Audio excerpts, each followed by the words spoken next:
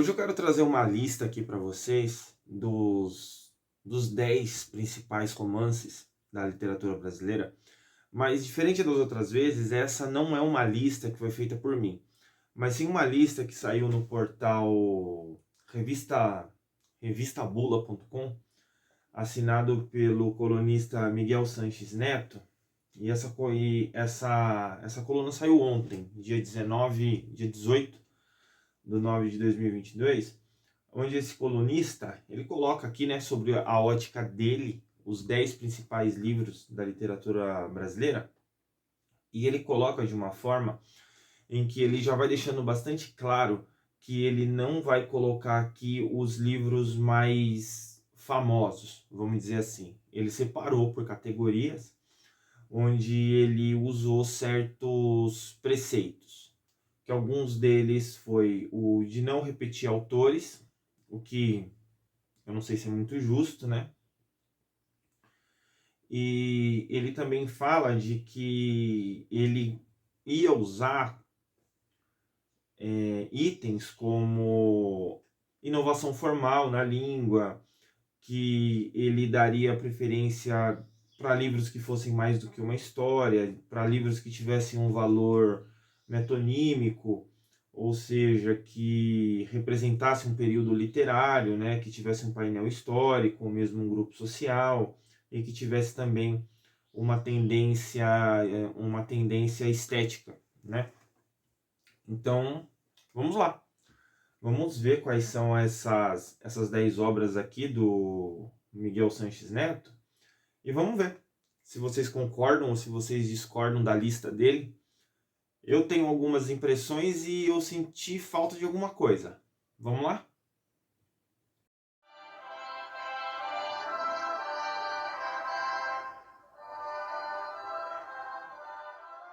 Bom, como não poderia deixar de ser, né? O primeiro livro da lista dele é o Memórias Póstumas de Brás Cubas, publicado em 1881 pelo nosso grande Machado de Assis. Esse livro que por muitos anos esteve e está no currículo obrigatório de literatura de muitos colégios e permanece ainda como obra obrigatória em muitos vestibulares, né? Contando brevemente aqui, né, é um livro que fala do período do século XIX, onde o Machado de Assis dá voz a um protagonista que já morreu, e dentro dessa história ele vai zombando do caráter das pessoas com que ele conviveu, né? Com que o personagem central conviveu. É um livro, talvez, dos mais famosos da língua portuguesa. Concordo com essa colocação. O segundo, também bastante afamado, é O Ateneu, de 1888, do Raul Pompeia. Isso aqui é o que a gente pode chamar de precursor de autoficção, né? Ou seja, é um romance carregado de tons autobiográficos.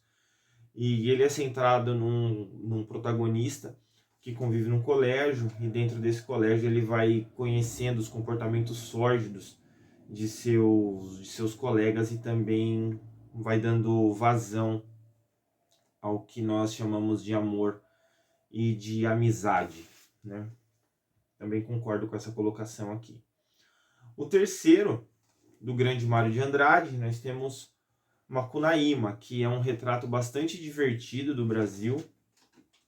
E o que mais dizer de Macunaíma, né? É um grande feito do livro é transformar algumas características do homem brasileiro, do homem típico brasileiro, em o que a gente pode chamar de elementos, em defeitos positivos, né? Que exaltam muito a nossa personalidade malandra nesse livro. Também concordo com essa colocação. Um outro aqui, desse aqui eu tenho algumas impressões de pessoas que já leram, né? Que é o Vidas Secas, do Graciliano Ramos, de 1938. Alguns amigos meus, principalmente alguns amigos meus que tiveram história de imigração dentro da família, aliás, de migração dentro da família, se sentem muito identificados com esse livro, que conta, né, a história de uma família que faz essa migração dentro das regiões do Brasil, né? E acabam sofrendo muito por causa disso, e algumas pessoas que eu conheço que têm alguma ligação factual com esse tipo de período no Brasil se sentem realmente afetados pelo conteúdo do Vidas Secas do Graciliano Ramos. Uma boa indicação de leitura, inclusive. E aqui um que eu não li, que é o Fogo Morto, de 1943, do José Lins do Rego. Como eu falei, é uma obra que eu não conheço, então eu vou usar da breve síntese que o colunista coloca aqui. Aspas.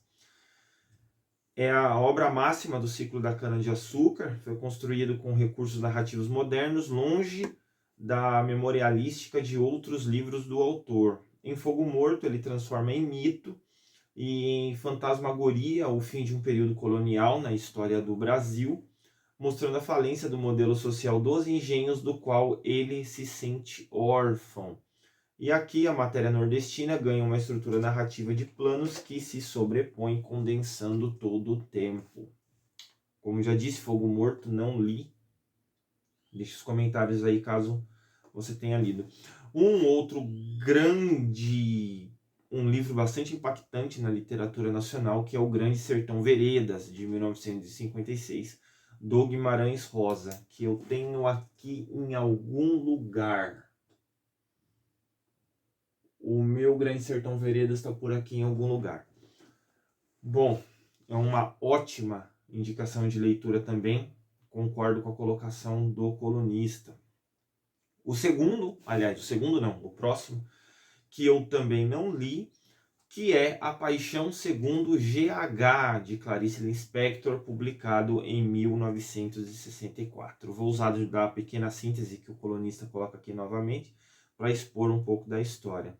Ele coloca que é o livro mais importante da Clarice Lispector, que é marcado por uma estrutura solta, que não tem começo e também não tem fim. Inicia e termina exatamente com reticências. O que o leitor acompanha é parte dos intermináveis questionamentos de uma narradora atormentada pela necessidade de se conhecer, ampliando, metaforicamente, o eu e o agora até os primórdios da vida do planeta. Então aí, uma boa indicação, A Paixão Segundo GH, de Clarice Lispector. Agora, um aqui que me impressionou de estar, e eu vou falar do porquê que eu acho, mas não baseado no livro, que é O Coronel e o Lobisomem, de 1964, do José Cândido de Carvalho. Eu vou contar uma coisa para vocês. Quando eu conheci essa história, e eu acho que alguns também, foi quando existiu a adaptação cinematográfica desse livro. Eu nem sabia que era livro, porque cronologicamente dentro do cinema brasileiro, ele veio na carona, eu vou dizer carona porque veio um pouquinho depois, do sucesso da Lisbela e o Prisioneiro. Tanto que, quando você assiste O Coronel e o Lobisomem, você percebe que, esteticamente, esse filme bebe bastante do primeiro. Inclusive, conserva algumas necessidades de personagem, porque você vai ver muitos personagens, lógico que eu estou falando da adaptação de cinema, que estão no Coronel e o Lobisomem, que estão também na Lisbela e o Prisioneiro, como o próprio Selton Mello, Diogo Vilela. E por muito tempo eu não soube que O Coronel e o Lobisomem era um livro. Eu fiquei sabendo um pouco depois, também não li. Mas, baseado na produção cinematográfica, ele acaba ficando um pouco aquém da Lisbela e o Prisioneiro, que eu não sei se é livro. Caso vocês saibam, deixem aí nos comentários. E aqui é um livro ambientado no Rio de Janeiro, né, no litoral carioca.